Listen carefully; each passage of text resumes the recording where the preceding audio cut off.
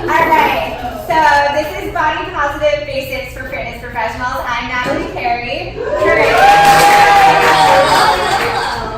Today I'm giving you guys worksheets because I'm hoping that you get some key takeaways. We're going to talk about when it's appropriate to use body positive fitness and who it might not be appropriate for. But basically, I want to give everyone some tools that they can use in their fitness toolbox.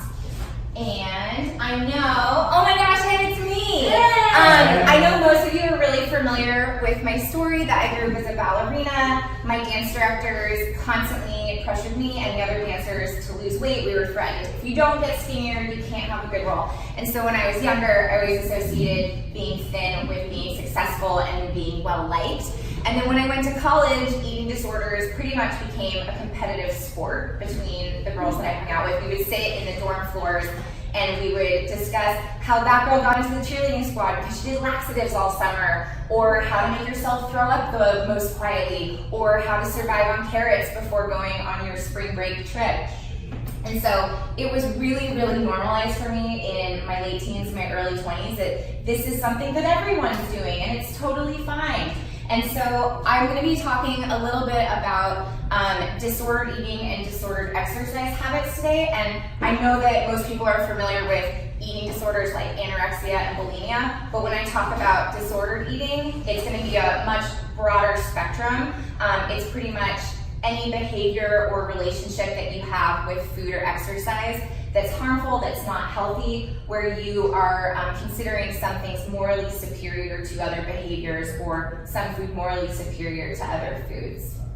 All right, so body positive fitness, I think that it's best, which is why I'm presenting on it, which is why I use it, but I also think that a regular traditional approach to fitness is also appropriate for a lot of people. And so my experience is not everyone's experience. There are a lot of people out there where a pound is just a pound and a calorie is just a calorie, and they don't have this moral tie to a certain way of looking. And so that's amazing. And so I just want to touch on the fact that this isn't the right approach for every single person that comes to fitness. We don't have to apply these tactics to every single person. What we're going to be talking about today, my 3 objectives, we're going to talk about understanding what body positivity is and what it isn't. We're going to identify when to use the body positive approach, and then we're going to talk about how to apply this to our time on tonal and to our fitness businesses. The first part of the presentation, I'm going to be throwing a lot of information at you. The second part, we're going to spend time applying that information and learning how to use it ourselves. We live in a society, where we idolize certain body types, where we put pressure on people to look a specific way, and we have really specific standards of beauty. And our culture celebrates thinness and this image of wellness, and we hold it as morally superior to the alternative. So there's a lot of products out there and a lot of media that tout being body positive, but what I'm hoping to go over today is that you guys have a really clear understanding of what is and what isn't body positive, and we'll get to that in just a second. So 43% of men and 91% of women don't like their bodies, they're unhappy with them, and they feel like they need to fix something about their bodies. That's almost 75% of our population. Like 75% of our American population doesn't like what they look like. The normal body fat percentage for men is 18 to 24%, and the average size for American women is size 16 to 18. But what we're advertising as fit and wellness are these body types. And you can estimate that the models that were used in these, the women are probably between sizes 0 to 4. The men's body fat percentage is much closer to 10 and below. I know some of us have done fitness modeling. We're aware of what it takes to look like this. If you haven't done fitness modeling, a lot of what goes into these shoots is not just the lighting and the photoshopping and the airbrushing afterwards, but the preparation for it. So you get spray tans, you dehydrate yourself by not drinking water or by taking water pills for days leading up to it. A lot of these people probably did restrictive dieting, very strict exercise regimes before they did this. And then we have our hairstylists and our clothing stylists and our makeup people on set constantly readjusting us and making sure that we look perfect. But these are the images that we are sending out to people as an image of what health and fitness is. that's what they're getting, even though the average people are nothing like this and they have no idea what it takes to get to this body type. They're not even really truly representing us as fitness professionals, because even these people probably did a lot of preparation for these photos. I know that when I did some fitness modeling, what I looked like during the fitness modeling shoot was not at all what I looked like in real life, and there was a lot of preparation that went into just getting a handful of photos for it. So what I'm hoping today is that we can think about fitness as a wider range, that health and fitness can have a lot of different looks. So these are all Olympians and they all have different body types. And I'm not trying to say that thin bodies are bad and fat bodies are good. That's not at all what I want to get to today. The purpose of today is that all bodies are good and they're all acceptable. And so that's the goal that I'd really like to get to. And how can we, in our role, help contribute to solving the problem of 75% of people feeling like they have to fix something about themselves? All right, so a brief history of body positivity. So I know it's more recently become popular in our media and our social media, but the history behind it is it's a phrase that was coined in the 1990s, and it had influences from the fat acceptance movement, from the health at every size philosophy, and then also from eating disorder recovery psychology. So fat acceptance started in the 1960s during the civil rights movement, and it was a group of people who were fighting for equal treatment of fat people. There's a lot of fat discrimination in our society. Health at every size talks about, just like we were looking at that photo before, where health and fitness have different looks on different bodies. And a lot of people have their set weight, their normal weight, that they're just born, that's how they naturally look, and that you don't need to necessarily change that size to be healthy. And still there's a lot of discrimination in our fitness industry. Like we are contributing to this problem currently. So they've done a lot of research. They found that youth that experience weight-based bullying are more likely to shy away from physical activities and they go into a sedentary lifestyle. That fat people who go into a fitness facility are very likely to experience discrimination. And that even though we had the American Disabilities Act that passed in 1990, they did some research and they found that 0% of the hundreds of fitness facilities that they went into were actually compliant with the act. So 0% of these facilities are doing all the things necessary to make fitness accessible to people with disabilities. Body positivity, it's really complicated. There's a lot of things going on, and I don't need you all to remember any of it. It's a very complicated conversation. The one thing that I need you guys to remember today and to learn is that the intention of body positivity is not any action that makes you feel positive about your body. The intention is size acceptance. So I alter my hair because it makes me feel beautiful, but that's not body positive necessarily. So the intention is about size acceptance. So how do we remember this? It's very simple. Accept and respect size, yes. Intentionally change size, no. Going back to that brief history of body positivity, it was a movement that was created for marginalized people, for non-normative bodies, so that they have a source of power, so that they have the right to say, well, not that they have the right to say, but they have a place to say, this is who we are, and we want to be accepted, and we want to be respected and treated equally as everybody else is. Like I was saying, we try and keep the focus weight neutral. We don't put, so if we design a program for someone who needs a body positive approach, you don't just celebrate the weight loss, you take that out of the equation. They're allowed to talk about it. My clients are allowed to tell me they lost weight, but it's not going to be the only measure of success. So I'm talking about authentic health. So usually we talk about health in the form of physical health, like what does the doctor say when you go for your checkups? Or what are you putting on your plate? But we talk about authentic health and body positivity as both physical health, mental health, and emotional health. So it's not just about what do you look like and what are you eating and are you working out, but like, are you mentally healthy? Do you have a healthy relationship with other people? Are you responding in a healthy emotional way to certain stimulations like exercise and eating? Like, what is your relationship to those things? Finally, one of the biggest examples of fitness in our culture is The Biggest Loser, at least what I grew up with. But I want to differentiate that there's something called fitness, which I think a lot of us promote, and there's also shapeness. And so the only measurement of success on Biggest Loser is literally this number right here. Nothing else is rewarded on that show except for how many pounds she lost. And when I first started as a personal trainer, we had 2 of the contestants from the Biggest Loser training in my gym. They come in, they train 3 times a day. They survive on the emergency powder packets, you know, those things you're supposed to take to not get sick. And their hair was literally falling out during their workouts. And that's not fitness and that's not health. But this is what we show in America to be an achievement that should be rewarded. Congratulations, you lost all this weight, here's a bunch of money. Nothing else on that show is rewarded. So I'm talking about how can we find other ways to celebrate results? What are alternative results that we can celebrate with our clients? Like how many years they've been training with us.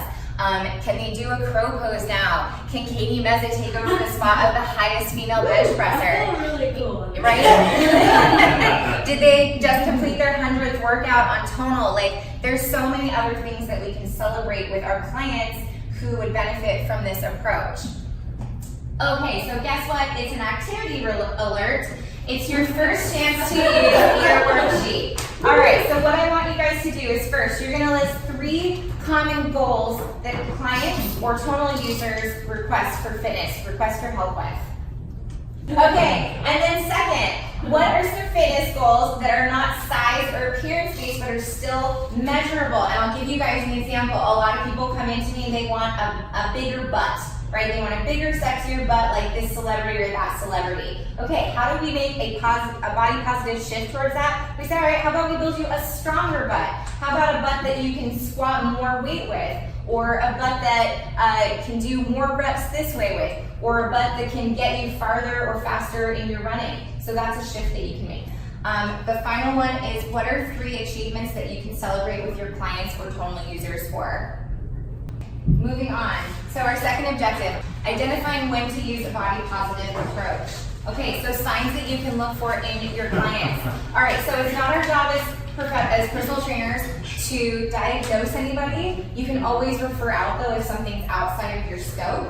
So the first sign is if they are using exercise, food restriction, fasting, or purging to make up for bad foods that they consumed. For instance, I used to come in on Monday mornings and do an extra hour of cardio to make up for what I did on Saturday night.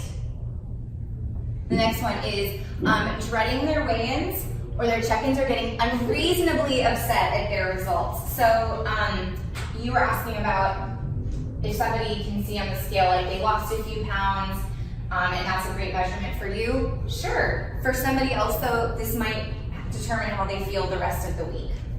All right, so continue to exercise when you're injured or sick to the point of doing more harm. So I'm not talking about you come in and you're like, my shoulder hurts a little bit, can we do lower body today? I'm talking about somebody who's like, I will not take any days off because I'll lose everything that I've worked for.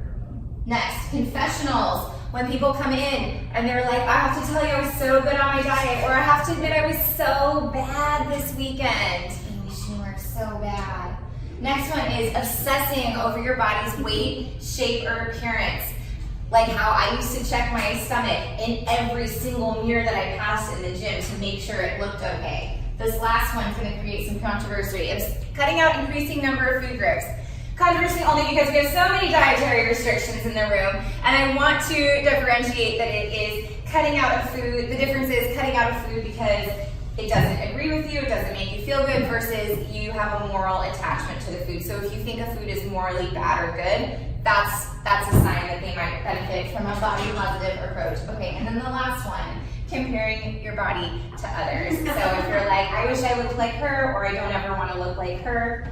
All right, so our next activity alert is identifying when to use a body positive approach. And then I want you to think of, out of your own clients or users, what's a sign that you've observed which indicates that they might benefit from a body positive approach.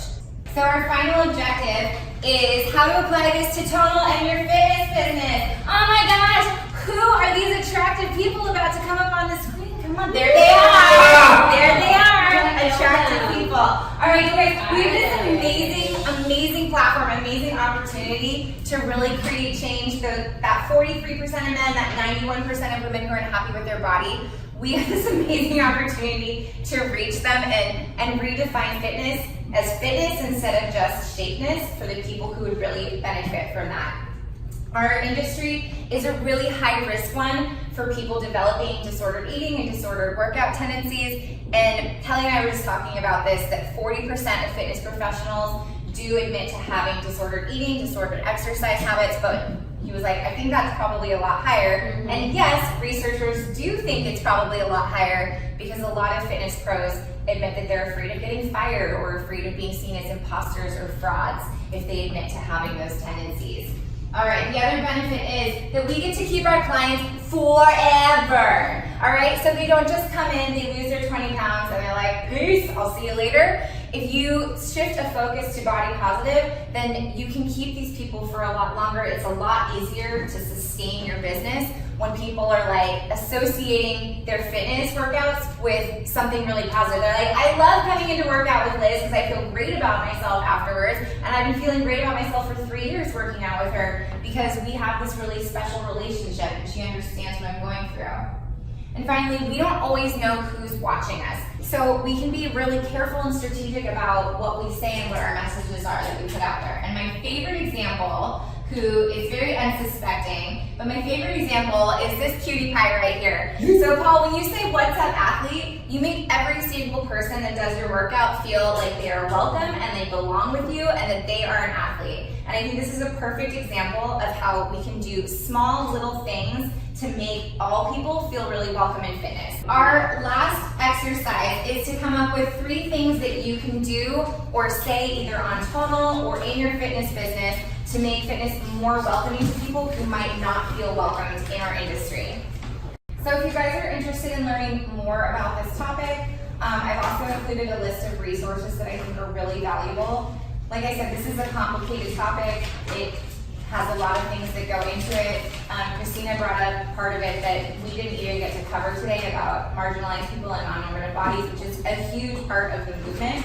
And a lot of these resources go more into detail about why that's so important. And then there's also accounts on here. I've included our very own Kate because she puts amazing content out there. Actually, one of the resources on here is intuitive eating. And so what they found is that people who have done dieting again and again, or who have cut out those foods, people who feel like that one food that they really loved and that they get comfort from or joy from or whatever, it has to be taken away. There's always a threat of it being taken away in a diet. When we come from it at an approach from intuitive eating, we're like, you can actually eat whatever you want.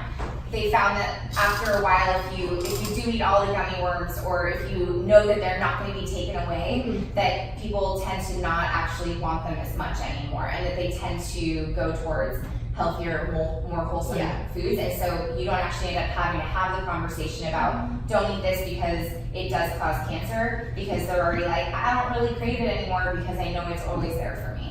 Well, we're on tonal time, so let's stop that. Thank you guys so much.